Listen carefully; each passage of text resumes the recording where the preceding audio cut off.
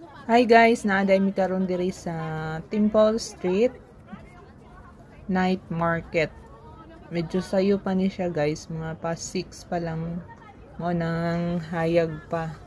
So mao ni ang stall sa kuan sa namaligya og mga balot, maruya og diri lahi na po ni mga stalls na ay namaligya og mga laman loob sa hayop na ay mga namaligya o ganang Chinese food, mga paras aning unsa ning tuhog-tuhog, barbecue.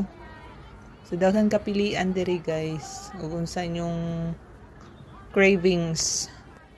Sasama na kung walay kwarta, medyo pricey gyud siya, pero in the future mamalit pug ko diri guys para masulayan pud nato.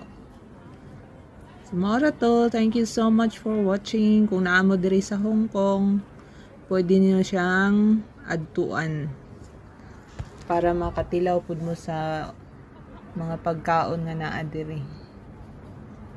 Bye!